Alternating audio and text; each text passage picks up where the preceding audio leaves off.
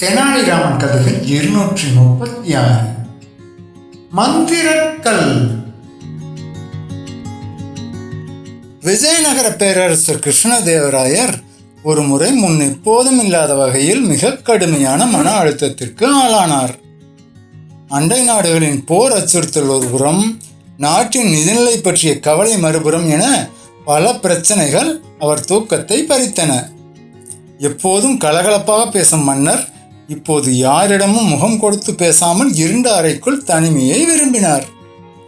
சிறந்த வைத்தியர்கள் கொடுத்த மருந்துக்களோ அமைச்சர்களின் ஆலோசனைகளோ மன்னரின் மனபாரத்தை குறைக்க துளி கூட உதவவில்லை. அரண்மனையே சோகத்தில் ஆழ்ந்திருந்த வேளையில் தெனாலிராமன் மன்னரை சந்திக்க ஒரு விசித்திரமான திட்டத்துடன் வந்தான்.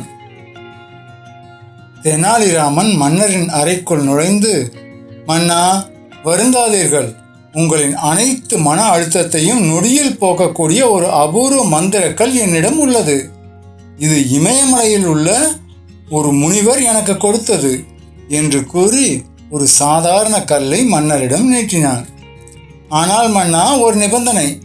இந்த கல்லின் முழு பலனை நீங்கள் அடைய வேண்டுமானால் இதை உங்கள் வலது கையில் உயர்த்தி பிடித்தபடி ஒரு நாள் முழுவதும் நிற்க வேண்டும்.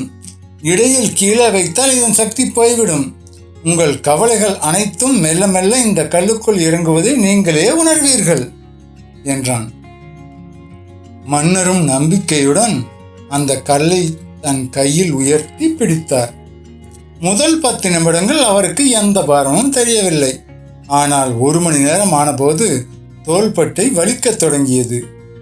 3 மணி நேரம் கடந்த நிலையில் மன்னரின் கை முற்றிலுமாக மரத்து போனது. ஆரம்பத்தில் இலகுவாக தெரிந்த அந்த சிறு கல்லின் எடை இப்போது அவருக்கு ஒரு பெரிய மலையை தூக்கி சுமப்பது போல தோன்றியது. வலியால் துடித்த மன்னர் தாங்க முடியாமல், "தெனாலிராமா, என்னால் இதற்கு மேல் ஒரு நொடி கூட முடியாது. இந்த கல் என் உயிரையே எடுப்பது போல பாரமாக இருக்கிறது" என்று கதறினார். தெனாலிராமன் புன்னகையுடன், "மன்னா, இப்போதே அந்த கல்லை தரையில் போடுங்கள்" என்றான். மன்னர் கல்லை எறிந்த அடுத்த நிமிடம் ஒரு பெரும் நிம்மதி அவர் உடல் முழுவதும் பரவியது. அப்போது தெனாலிராமன் சொன்னான், "மன்னா, இந்த கல் உங்கள் மன அழுத்தம் போன்றதுதான். வாழ்க்கையில் வரும் கவலைகளை சிறிது நேரம் சிந்திப்பதில் தவறில்லை. ஆனால் அதையே நாள் முழுவதும் உங்கள் தலையில் சுமந்து கொண்டிருந்தால் அது இந்த கல்லை போலவே உங்களை முடக்கிவிடும். எப்போது கவலைகளை தூக்கி எறிய வேண்டும் என்ற கலையை நீங்கள் கற்றுக்கொள்கிறீர்களோ அப்போதே உங்கள் மனபாரம் நீங்கிவிடும்." மன்னர் தன் தவறை உணர்ந்து தெளிந்த மனதுடன் தெனாலிராமனை பாராட்டினார். நீதி.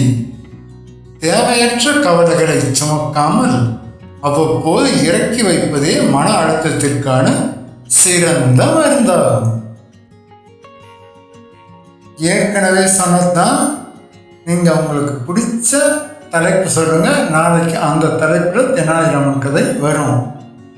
அதுக்கு முன்னாடி இந்த சேனலுக்கு சப்ஸ்கிரைப் பண்ணுங்க, லைக் பண்ணுங்க, கமெண்ட் பண்ணுங்க. தேங்க்யூ.